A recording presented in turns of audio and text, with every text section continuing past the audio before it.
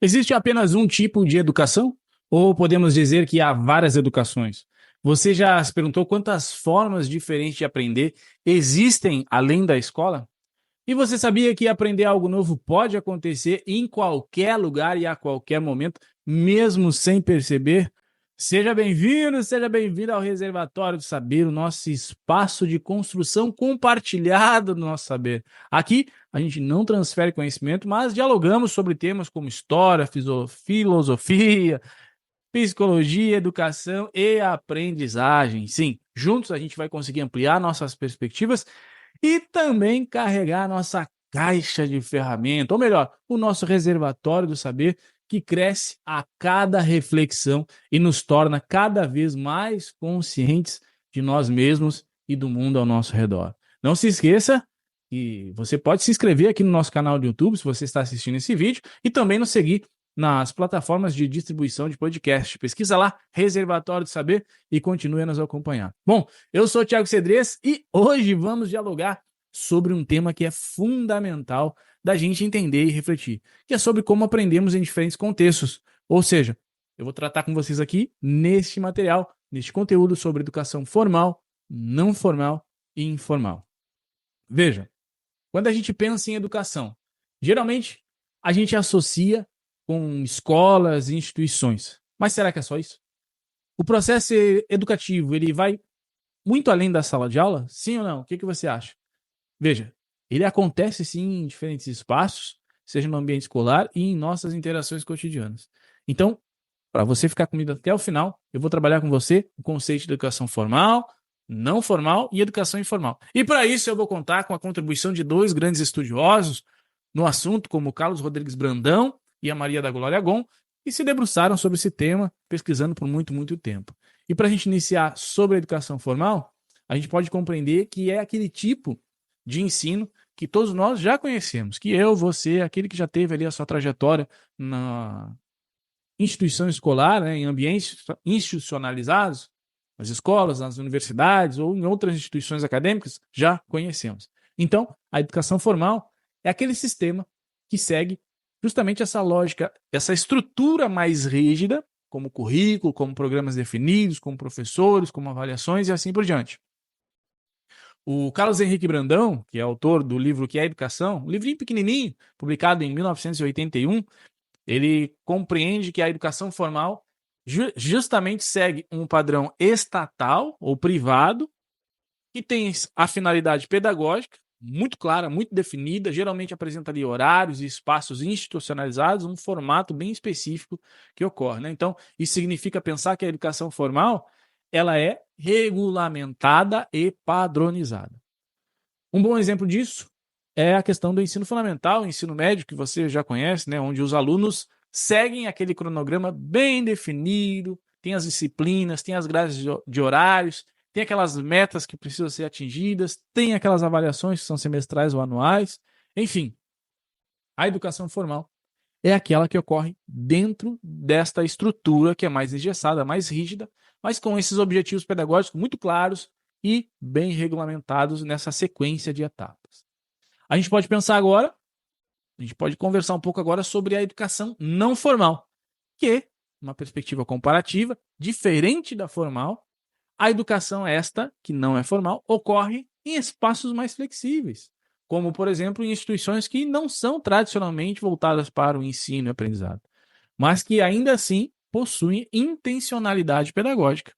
E a pesquisadora que é referência nesse assunto, a Maria da Glória Gon, numa obra que a gente pode trazer aqui como A Educação Não Formal, Participação e Sociedade Civil e Estruturas Colegiadas. Só me falha a memória, foi publicada em 2006. Essa autora ela nos convida a refletir de que a educação não formal, por mais que não haja todo aquele padrão engessado, estruturado e tudo mais, ela é intencional. Ela tem uma proposta assim. E ela acontece em diferentes contextos, só que de forma mais flexível e mais participativa, como, por exemplo, movimentos sociais, ONGs, cursos livres, atividades comunitárias.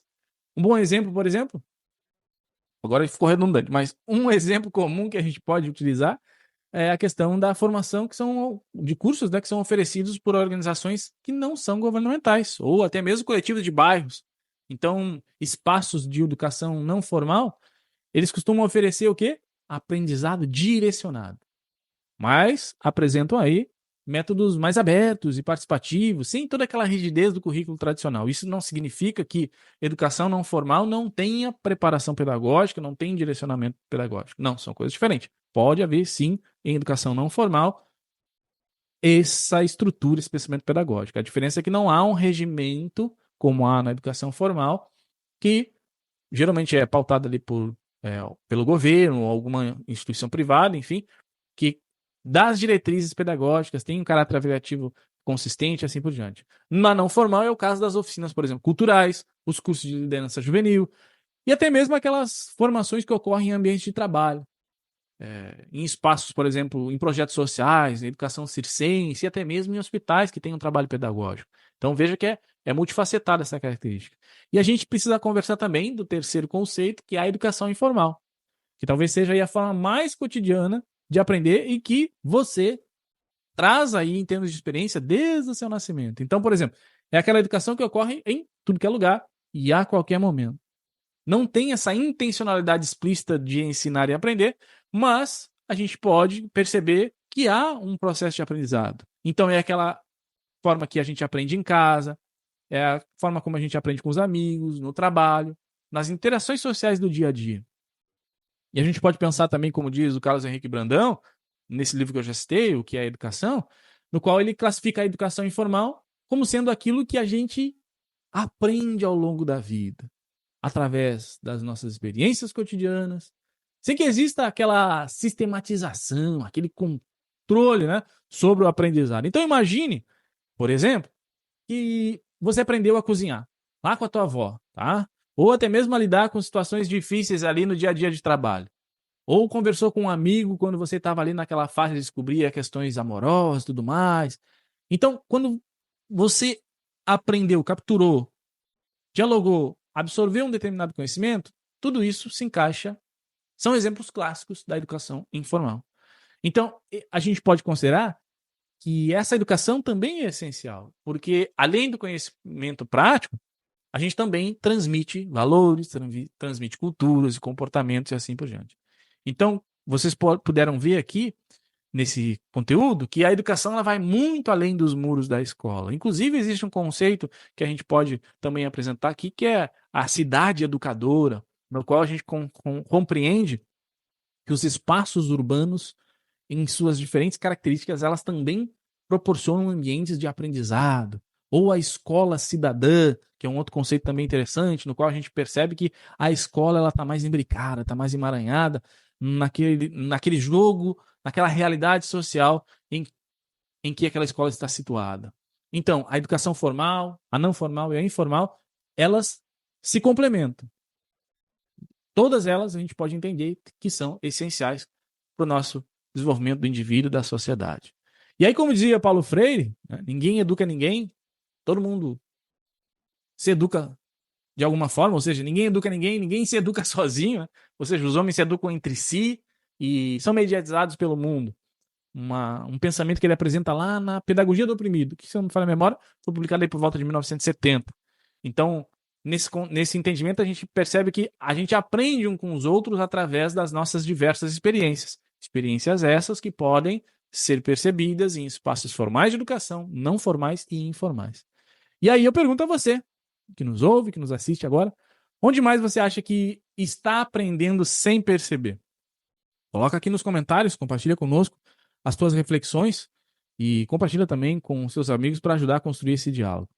Meus queridos e minhas queridas, espero que você tenha gostado desse conteúdo. Esse foi mais um conteúdo do nosso reservatório de saber. Espero que juntos a gente possa aqui ter proporcionado uma ampliação no teu repertório com mais essa reflexão. Se você gostou desse episódio, se você está assistindo aqui plataformas de podcast, nos siga, compartilhe com os teus amigos e nos envie aí as suas perguntas e ideias. Por quê? Porque a proposta aqui é justamente a gente trazer um saber coletivo, né? A gente está construindo isso junto. Então, por isso, a tua participação é importante. Nos vemos no próximo conteúdo. Um forte abraço e até breve.